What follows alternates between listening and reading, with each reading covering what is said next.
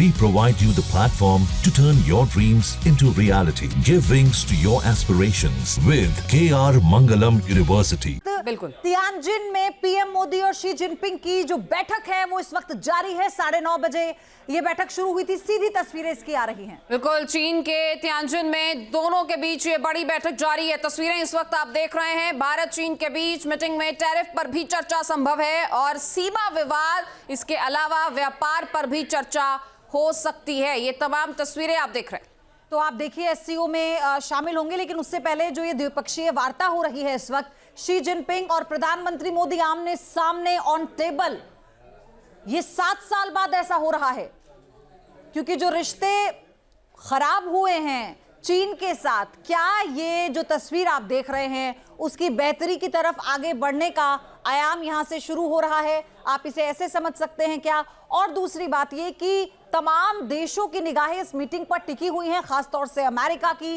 बड़े बड़े एक्सपर्ट्स इस मीटिंग के मायने निकालने में जुटे हैं क्योंकि यहां से ये तय होगा कि अमेरिका के खिलाफ क्या कोई मोर्चाबंदी होने वाली है या फिर वर्ल्ड ट्रेड अनस्टेबिलिटी जो आ रही है इस वक्त, उसमें क्या कोई नया कदम उठाया जा सकता है।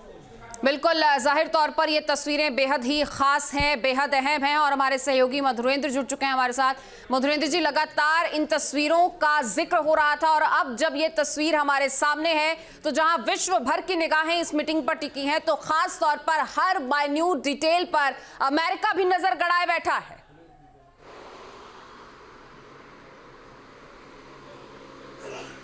देखिए, बिल्कुल इस वक्त की जो बैठक है वो कई मायने में महत्वपूर्ण है क्योंकि 10 महीने के भीतर दूसरी पीएम मोदी और शी जिनपिंग के बीच बैठक है। इससे पहले ब्रिक्स में कजान में हुई थी बैठक अक्टूबर 2024 में, और अब जो बैठक हो रही है वो सीधे सीधे हार्टलैंड ऑफ चाइना में होती हुई ये बैठक काफ़ी मायने रखती है। खासतौर पर न सिर्फ भारत और चीन के संबंधों को लेकर, चाहे वो जो रिश्ते बिगड़े हुए थे, खासतौर पर आप देखिए LAC के विवाद के बाद, गलवान हिंसा के बाद, उस मायने में, बल्कि इस वक्त जिस तरह से अमेरिका ने टैरिफ वॉर शुरू किया है जो भारत के खिलाफ शुरू हुआ है, जिसकी छाया चीन के ऊपर भी पड़ती दिखाई दे रही है, ऐसे वक्त में दोनों नेताओं का मिलना एक तरह से भारत चीन संबंधों की जो बर्फ है उसके पिघलने के साथ साथ देखिए तो वैश्विक स्तर पर जो बदलता हुआ समीकरण है उसका भी प्रतीक माना जा सकता है कि जिस तरह से क्वाड की ताकत बाइडेन और ट्रंप है कि इसी का हिस्सा तो पाकिस्तान भी है। अगर किसी भी तरह की कोई बातचीत होती है, चाहे आतंकवाद का जिक्र होता है या उस पर शी जिनपिंग जो भी अपना स्टैंड देते हैं,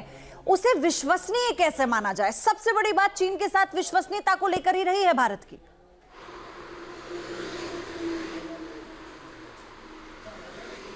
देखिए, क्षेत्रीय राजनीति के चश्मे से कभी वैश्विक राजनीति को नहीं देखा जाता। जाहिर तौर पे चीन और पाकिस्तान दोनों एक तरह से हम देखें तो इस तरह के मित्रवत व्यवहार के साथ कई दशकों से जुड़े हुए हैं, जिसको हम एक तरफ देखेंगे और दूसरी तरफ ये देखेंगे कि भारत और चीन के साथ संबंध कैसे आगे बढ़ते हैं, क्योंकि चीन भी जानता है कि एक के संबंध की छाया में दूसरे के संबंधों को लेकर नहीं चला जा सकता। लेकिन बेहद महत्वपूर्ण बात आपने कही है कि जो ज्वाइंट डिक्लेरेशन आएगा दरअसल SCO का, उसमें आतंकवाद के खिलाफ किस तरह की भूमिका होगी। यूएस नेशन ने सवाल पूछा था इससे पहले जब फॉरेन सेक्रेटरी ने ब्रीफिंग की थी पीएम मोदी के चीन यात्रा के दौरान की, तो साफ तौर पर सवाल पूछा गया था कि क्या ज्वाइंट डिक्लेरेशन में आतंकवाद, जो कि 3 बड़े पिलर में से एक है SCO का, उसका जिक्र होगा, पहलगाम आतंकी हमले का जिक्र होगा, ऑपरेशन सिंदूर का जिक्र होगा, क्योंकि ऑपरेशन सिंदूर के बाद देखिए तो पहली बार किसी वैश्विक मंच पर पीएम मोदी और शहबाज शरीफ दोनों मौजूद हैं। लेकिन चीन में हो रहा है ये समूचा, अगर देखें तियानजिन में SCO का समिट, इस बात का भी घोतक है कि किस तरह से चीन के मोहरे आतंकवाद के मुद्दे पर आगे चलते हैं, क्योंकि इससे पहले आप देखिए, याद करिए तो जो डिफेंस मिनिस्टर की मीटिंग थी SCO को लेकर, उसमें दरअसल पहलगाम आतंकी हमले का जिक्र जो है उस पर ऑब्जेक्शंस क्रिएट हुए थे और ज्वाइंट डिक्लेरेशन नहीं हो पाया था। तो ऐसे में देखना बेहद दिलचस्प होगा कि कल जो SCO की बैठक होने वाली है उसमें जो ज्वाइंट डिक्लेरेशन है वो आ पाता है कि नहीं, और अगर आता है तो क्या उसमें आतंकवाद को लेकर कड़े शब्दों में निंदा और खास तौर पर आप पहलगाम आतंकी हमले की जो घटना है उसका मेंशन पाते हैं कि नहीं, क्योंकि यही SCO के सफलता पर निर्भर करेगी। लेकिन इस वक्त जो बैठक हो रही है शी जिनपिंग और पीएम मोदी की, उसके मायने अलग हैं, उसका एजेंडा एक तरह से देखा जाए तो साफ तौर पर देखा जा सकता है कि भारत और चीन के संबंध, LAC विवाद और खास तौर पे आप देखिए तो जिस तरह से ट्रंप ने शुरू किया है टैरिफ वार, उसके मद्देनजर किस तरह से नए ग्लोबल ऑर्डर को क्रिएट करना है, आरआईसी को पुनर्जीवित करने की बात होगी, यानी रसिया, इंडिया और चाइना का जो फोरम है जो कई वर्षों से आप देखिए तो दरअसल सुस्त पड़ा हुआ है, उसको पुनर्जीवित करने की बात होगी। उसके अलावा ब्रिक्स की ताकत बढ़ेगी। क्वाड जिस तरह से अब एक्टिव से इनएक्टिव फॉर्म में चला गया है, तो ऐसे में ब्रिक्स और खासतौर पे आरआईसी पर सबका ध्यान जो है वो केंद्रित होगा। तो ये अपने आप में बिल्कुल मधुरेंद्र, जहां अलग अलग एंगल्स की बात कर रहे हैं, वहीं टैरिफ वॉर जो चल रहा है लगातार, जो अमेरिका इंपोज कर रहा है, उसी बीच भारत एक बड़े मार्केट की तलाश में भी है जहां पर जो एक्सपोर्ट है वो किया जा सके। तो इस बैठक के जरिए क्या उस मार्केट को साधा जाएगा? क्योंकि अगर आबादी के हिसाब से देखा जाए तो जाहिर है कि चीन एक बड़ा मार्केट है।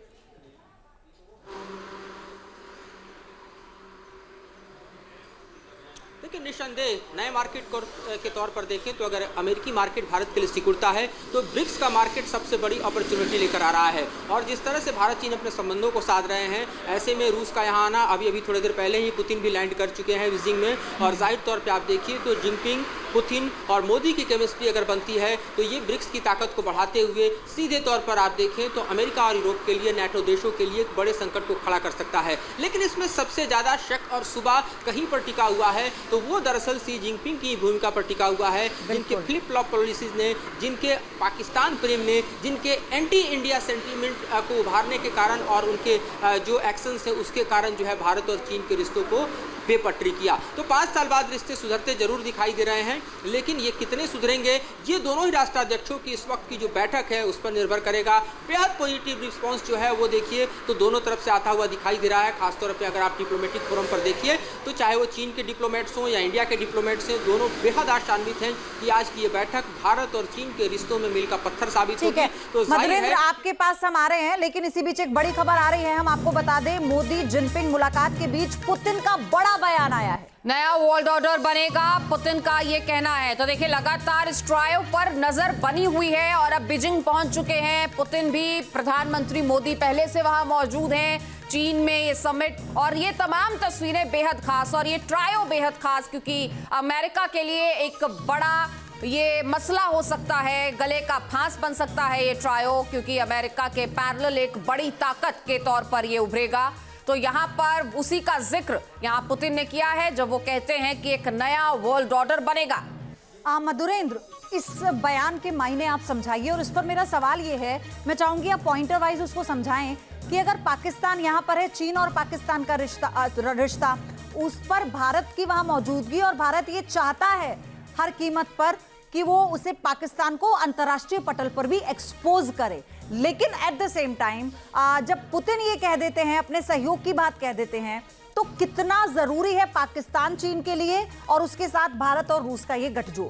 तो इसी पर हम बात करने वाले हैं। हमारे सहयोगी मधुरेंद्र हैं हमारे साथ, लेकिन फिलहाल ये बड़ी अपडेट, 7 साल बाद दोनों नेताओं की जो मेगा मीटिंग है ना, उसी की तस्वीर आप देख रहे हैं। टैरिफ बढ़ाने के बीच ये मीटिंग क्यों खास हो जाती है? क्योंकि वो 50% टैरिफ जो लागू हो चुका है अमेरिका की तरफ से, डोनाल्ड ट्रंप की तरफ से लगाया गया था, उसके बाद से अब बहुत जल्दी रिश्तों में एक बार फिर मिठास आएगी, ये लगता नहीं है। लेकिन भारत कैसे जवाब देगा वो इस बैठक से समझा जा सकता है, क्योंकि भारत अपने लिए जो बाजार तलाश रहा है वो ना केवल चीन तक सीमित होगा, बल्कि यूरोपीय देशों तक भी वो अपना विस्तार करने की योजना बना रहा है, और जो भारत के लिए बहुत जरूरी भी है। अमृता, बिल्कुल, जाहिर तौर पर इस वक्त ये जो हम तस्वीर दर्शकों को दिखा रहे हैं, ये पयोधी बहुत खास है। आप देखिए कि विश्व ताकतें हैं, मोदी ग्लोबल लीडर और नए वर्ल्ड ऑर्डर की बात हो रही है। एक तस्वीर में आपको शी जिनपिंग के साथ ये मोदी मुलाकात करते हुए नजर आते हैं, एक तस्वीर में रूस के राष्ट्रपति पुतिन वहां पर पहुंचते हुए नजर आते हैं, एक तस्वीर में वहां पर प्रधानमंत्री मोदी नजर आते हैं, और वहीं चौथी तस्वीर में ट्रंप नजर आते हैं। तो हमारे सहयोगी लगातार हमारे साथ बने हुए हैं। मधुरेंद्र जी, जिस तरीके से जिक्र पयोधी भी कर रही थी, तो उसी पर पयोधी मुझे लगता है कि सबसे पहले बात कर लेते हैं। बिल्कुल मधुरेंद्र, मेरा सवाल आपसे यही था कि चीन के लिए इस वक्त जरूरी क्या है? अगर आने वाले समय के लिए भी देखें, भारत रूस की दोस्ती भी चीन जानता है, लेकिन पाकिस्तान से उसका लगाव हमें पता है। वो क्या, किस तरह से इसको इसके साथ मैनिपुलेट करेगा, कैसे वो नेगोशिएट करेगा?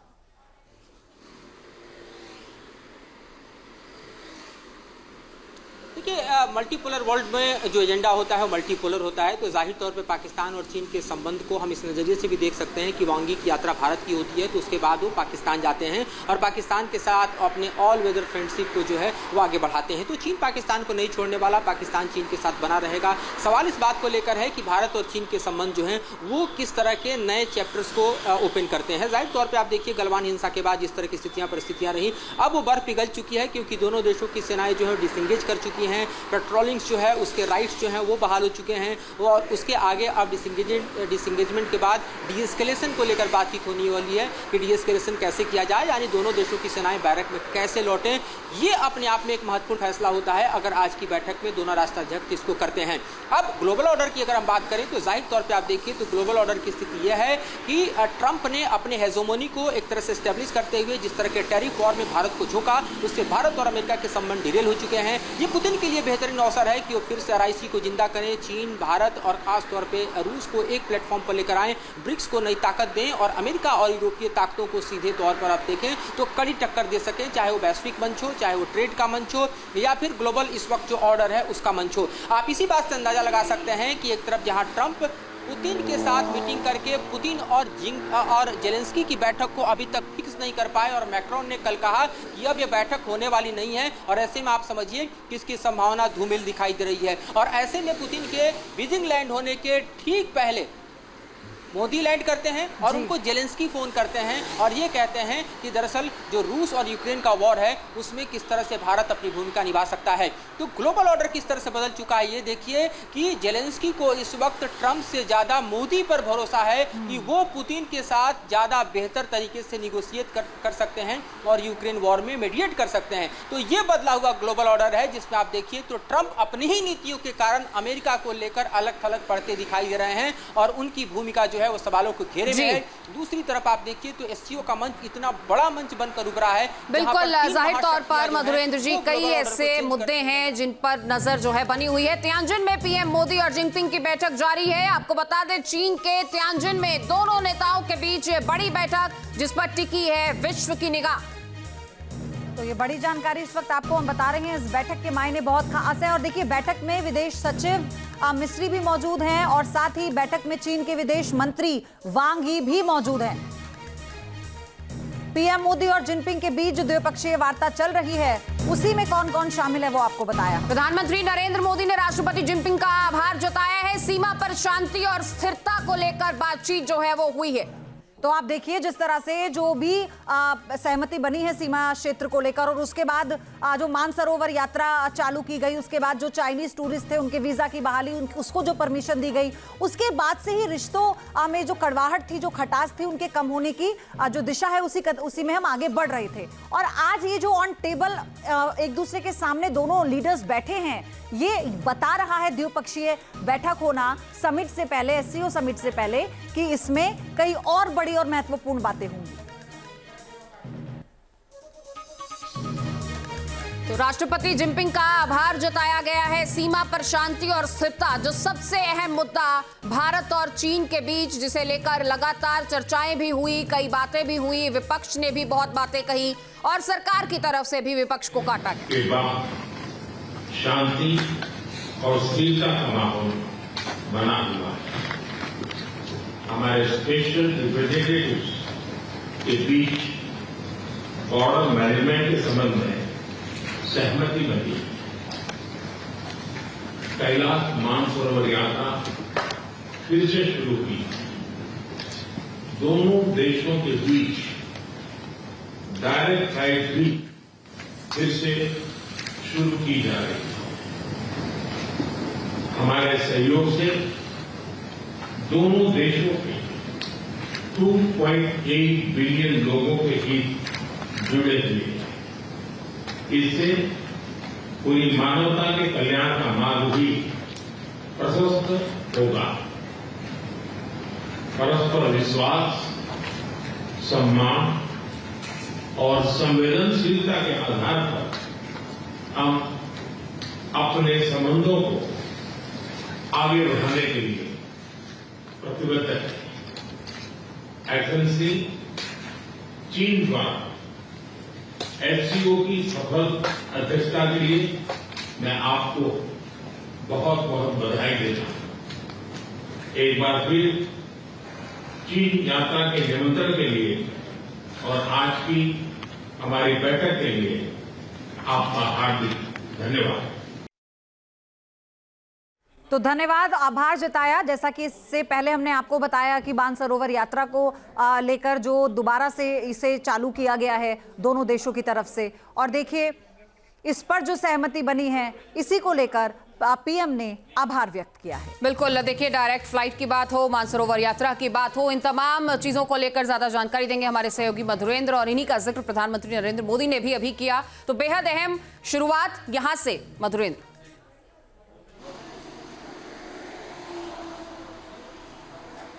बिल्कुल, दोनों राष्ट्राध्यक्षों के मिलने के ठीक पहले देखिए तो दोनों देशों ही की तरफ से ये टर्फ तैयार किया गया था, और जिस तरह से वांगी का भारत दौरा हमने देखा, मानसरोवर यात्रा की शुरुआत हुई और उस यात्रा को और विस्तार दिया गया। दोनों देशों के बीच जो है वो सीधे डायरेक्ट फ्लाइट शुरू करने की बात हुई, ट्रेड रिलेशंस को आगे बढ़ाने की बात हुई, स्पेशल रिप्रेजेंटेटिव लेवल टॉक हुआ जिसमें सीमा विवाद को खत्म करने के लिए भारत चीन किस तरह से आगे बढ़ेंगे इसकी रूपरेखा तैयार की गई। तो तमाम तरह के डेवलपमेंट्स हमने देखे, और उसके बाद ये संभव हो पा रहा है कि जब दोनों राष्ट्राध्यक्ष एक साथ बैठ रहे हैं, वो भी बीजिंग में, काफी महत्वपूर्ण है क्योंकि 7 साल बाद पीएम मोदी जो है वो चीन की यात्रा कर रहे हैं। पिछले 5 साल तो आप देखिए तो गलवान हिंसा के बाद भारत और चीन के तनाव के बीच गुजरे हैं, और जिस तरह से दोनों देशों के संबंध बिखरे थे उसे पटरी पर लाने के लिए तमाम हम कहें तो कूटनीतिक राजनयिक प्रयास किए गए, और तब जाके आप देखिए तो LAC पर डिसएंगेजमेंट संभव हो पाया। अब डीएस्केलेशन को लेकर बातचीत हो रही है। डीएस्केलेशन अगर संभव होता है तो दोनों ही देशों के बीच की जो सेनाएं हैं वो अपने अपने बैरक की तरफ लौटेंगी, पीछे हटेंगी, आमने सामने जो एक तरह से हम देखें तो डिसएंगेजमेंट के बाद खड़ी है वो स्थिति भी हम देखें तो छट जाएगी। और ऐसे में भारत और चीन के संबंधों को व्यापक बनाने में, बेहतर बनाने में, शांतिपूर्वक विकास के रास्ते पर लाने में, और जाहिर तौर पर आप देखिए तो पूर्ववर्ती स्थिति को बहाल करने में बड़ी सफलता मिल सकती है। तो आज की बैठक कई मायने में खास है, चाहे आप ट्रेड वॉर के तौर पर देखिए जो मधुरेंद्र, एक बार फिर से हम सुनते हैं कि प्रधानमंत्री ने क्या कहा, फिर आपके पास आएंगे। हमारे गर्मजोशी भरे स्वागत के लिए मैं आपका हृदय से आभार व्यक्त करता हूं। पिछले वर्ष कल्याण में हमारी बहुत ही सार्थक चर्चा हुई, हमारे संबंधों को एक सकारात्मक दिशा मिली, सीमा पर डिसएंगेजमेंट के बाद शांति और स्थिरता का माहौल बना हुआ है। हमारे स्पेशल रिप्रेजेंटेटिव्स के बीच बॉर्डर मैनेजमेंट के संबंध में सहमति बनी। कैलाश मानसरोवर यात्रा फिर से शुरू हुई। दोनों देशों के बीच डायरेक्ट फ्लाइट भी फिर से शुरू की जा रही है। हमारे सहयोग से दोनों देशों के 2.8 बिलियन लोगों के हित जुड़े हुए हैं। इससे पूरी मानवता के कल्याण का मार्ग भी प्रशस्त होगा। परस्पर विश्वास, सम्मान और संवेदनशीलता के आधार पर हम अपने संबंधों को आगे बढ़ाने के लिए प्रतिबद्ध है। एजेंसी चीन द्वारा SCO की सफल अध्यक्षता के लिए मैं आपको बहुत बहुत बधाई देता हूं। एक बार फिर चीन यात्रा के निमंत्रण के लिए और आज की हमारी बैठक के लिए आपका हार्दिक धन्यवाद। हमारे गर्मजोशी भरे स्वागत। तो आपने सुना, प्रधानमंत्री ने पूरी बातों का जिक्र किया। हालांकि जब दो नेताओं के बीच, राष्ट्रीय अध्यक्षों के बीच इस तरह की वार्ता होती है तो उठाए गए कदमों पे एक दूसरे का आभार जताया जाता है, ताकि ये कटसी भी होती है। मधुरेंद्र हमारे साथ बने हुए हैं। मधुरेंद्र, जब बात आप रूस की कर रहे थे तो उस वक्त मेरा यही सवाल था आपसे कि पुतिन वो नेता हैं इस वक्त जो बहुत पावरफुल पोजीशन में उभरे हैं अंतर्राष्ट्रीय पटल पर, वर्ल्ड वाइड, क्योंकि जिस तरह से युद्ध की बात हम कर रहे थे, जिस तरह से वो मोर्चा ले रहे हैं, अपनी बात पे अडिग हैं, डोनाल्ड ट्रंप की एक बात मानने को तैयार नहीं है, और उससे हमारी दोस्ती यानी नरेंद्र मोदी के अच्छे संबंध हैं, ये कितनी मजबूती देगा? और क्या ये चीन के लिए भी कोई मैसेज होगा?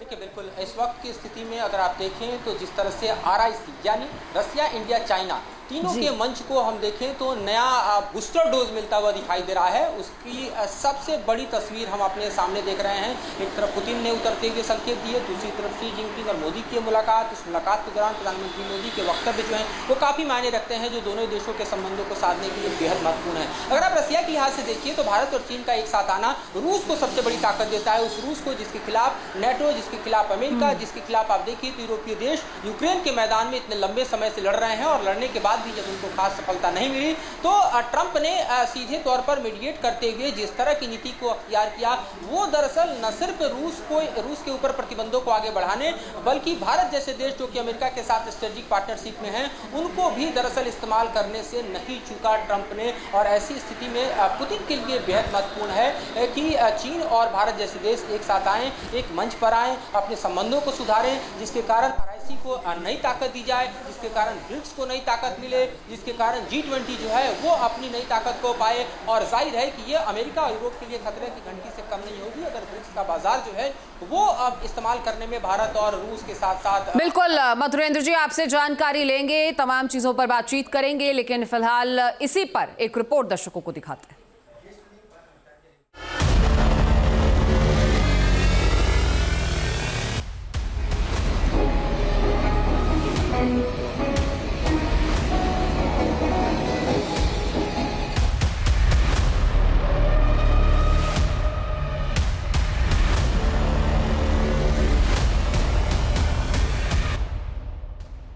भारत, रूस और चीन का गठजोड़ निकालेगा ट्रंप के टैरिफ का तोड़।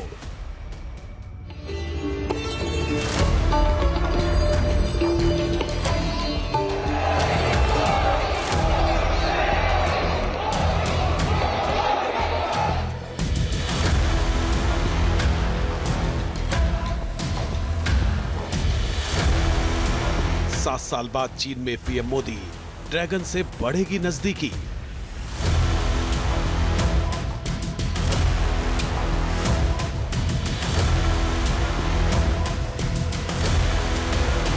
अब आगे बढ़ेगा SCO, ताकतवर बनेगा ब्रिक्स।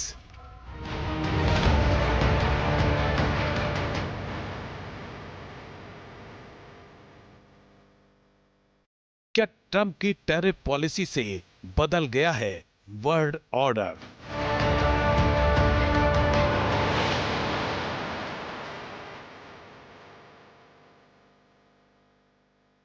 डोनाल्ड ट्रंप जब से दूसरी बार अमेरिका की सत्ता में आए हैं, उनके फैसलों से दुनिया भर में उथल पुथल मची हुई है। ट्रंप राजनेता से पहले कारोबारी हैं, इसलिए उनकी हर पॉलिसी कारोबार को देखते हुए ही बनती है। वो हर मुद्दे का हल व्यापारिक समझौतों से करने की कोशिश करते दिखते हैं।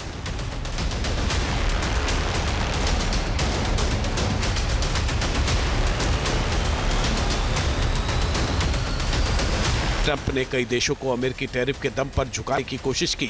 कुछ देशों ने उनके टैरिफ के दबाव में हथियार भी डाल दिए, लेकिन भारत और ब्राजील समेत कई देश ना तो झुके और ना ही रुके।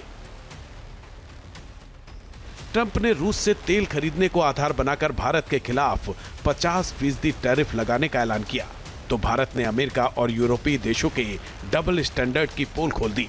भारत ने सार्वजनिक तौर पर अमेरिका से सवाल पूछा कि जब वो खुद रूस से कारोबार कर रहा है तो भारत को कैसे रोक सकता है। ट्रंप ने रूस से तेल खरीदना बंद करने की अपील की, लेकिन भारत ने कहा कि वो हर फैसला देश की जनता के हित को देखते हुए लेगा।